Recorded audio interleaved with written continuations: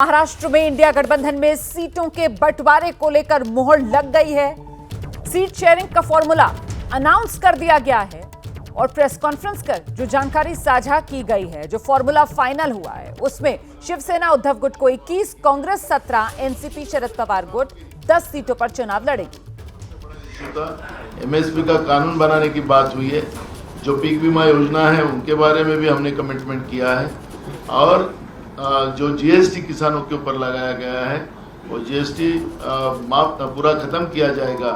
तो जो 5 मुद्दे लेके काम मजदूरों के लिए, युवाओं के लिए, महिलाओं के लिए, किसानों के लिए, सामाजिक न्याय के लिए जिस तरह से हमारा जो मैनिफेस्टो आया है उसमें जो भी, जैसे अभी पुरानी पेंशन का इशू है, वो पुरानी पेंशन का भी इशू हमारे राज्य के हम जो ये निकालेंगे अपना जाहिरनामा, उसमें हमारा पुराने पेंशन का भी इशू आएगा और सबको न्याय देने का। और लोग बीजेपी वाले हमको पूछते हैं कि पैसे कहां से लाएंगे। और आइए सीधे अब आपको लेकर चलते हैं। मृत्युंजय इस वक्त हमारे साथ मौजूद है। जरा जानते हैं मृत्युंजय से वो सीटें जिनको लेकर एक रस्साकशी की स्थिति बनी हुई थी, इस गठबंधन के भीतर सुलझा लिया गया है मामला। यहां पर कहीं ना कहीं बड़े भाई वाली भूमिका निभाते हुए बड़ा दिल कांग्रेस पार्टी की तरफ से दिखाया गया है सीटों को लेकर।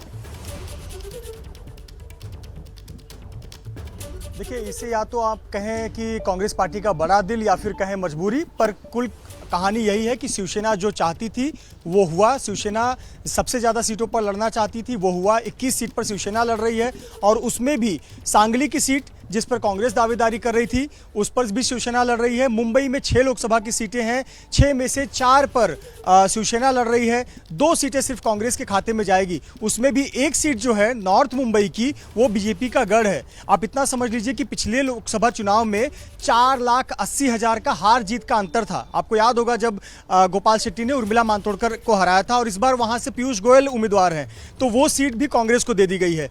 तो कुल मिलाकर पहला तो शिवसेना अपनी जो जीत थी उस पर कायम रही और कहीं ना कहीं अब उसमें कामयाब रही। 21 सीट पर शिवसेना लड़ रही है।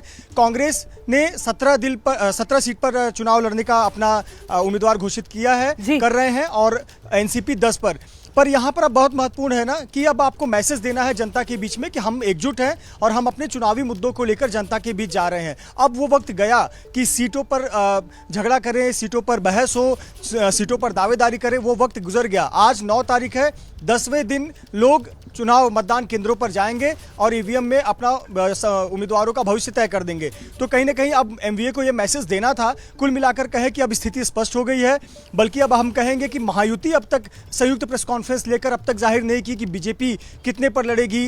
शिवसेना के उम्मीदवार अभी तक घोषित नहीं हुए। खुद मुख्यमंत्री ये महत्वपूर्ण बात है जो मृत्युंजय यहाँ पर बता रहे हैं कि अब महाराष्ट्र की राजनीति में कहीं ना कहीं जो महाविकास आघाड़ी है वो मजबूत इस लिहाज से नजर आ रही है कि वहां पर सीटों का पेच जो है वो सुलझा लिया गया है और सीट शेयरिंग फॉर्मूला जिसका ऐलान मीडिया के सामने आकर कर दिया गया। वहीं दूसरी तरफ बीजेपी के नेतृत्व वाली जो महायुति है उसमें अभी तक सीटों को लेकर सहमति नहीं बनी है, ऐलान होना तो दूर की बात।